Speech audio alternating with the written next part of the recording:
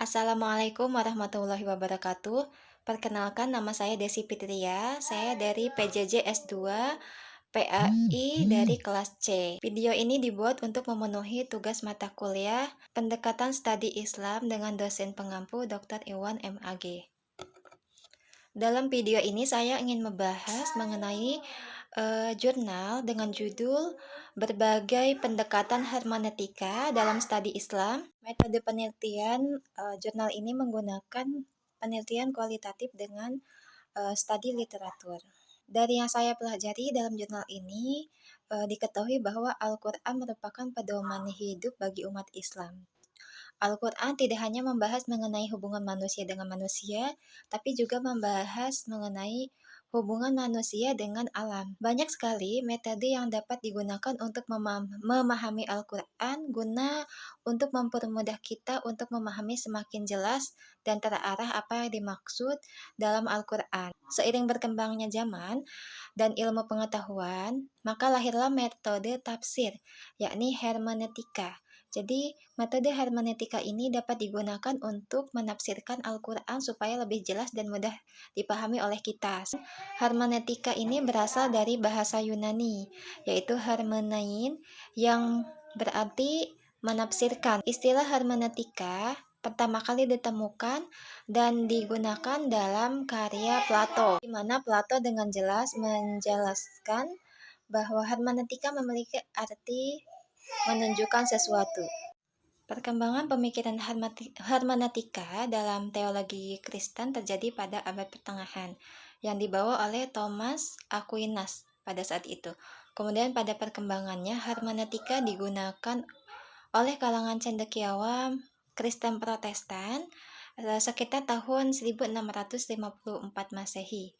Nah, kenapa mereka menggunakan metode hermeneutika? Karena saat itu mereka adalah orang-orang yang tidak puas dengan penafsiran gereja terhadap teks Perjanjian Lama dan Perjanjian Baru, sehingga akhirnya mereka menggunakan metode hermeneutika dalam penafsiran. Nah, Blecher membagi hermeneutika ke dalam 3 ragam. Yang pertama, teori hermeneutika yang menitik beratkan bahasannya pada metodologi.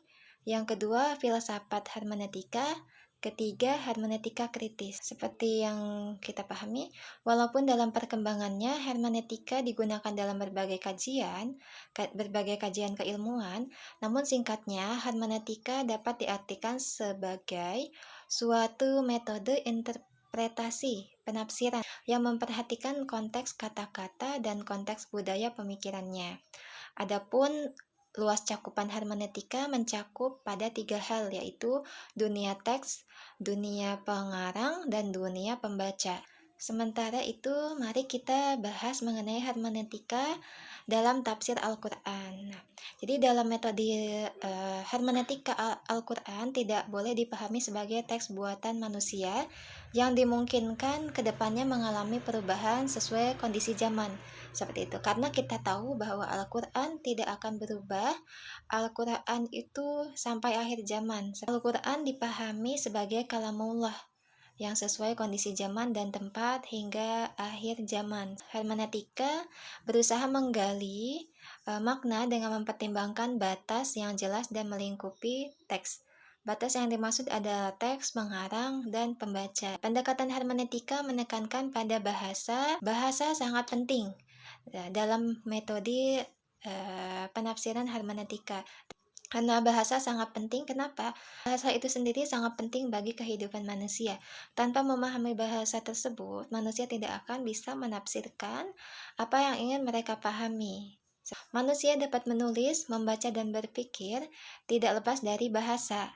Demikian juga dengan Al-Quran. Bahasa teks Al-Quran ialah bahasa Arab. Jadi untuk penafsir Al-Quran itu juga perlu memahami bahasa Arab.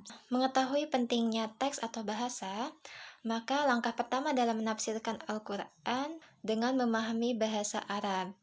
Sehingga kita sebagai penafsir, bila mana sudah memahami bahasa Arab, kita akan lebih terbantu dalam menafsirkan teks-teks atau ayat-ayat Al-Quran. Dalam teks terdapat 3 aspek yang perlu kita pahami. Yang pertama adalah dalam teks, yang kedua belakang teks, Yang ketiga, di depan teks.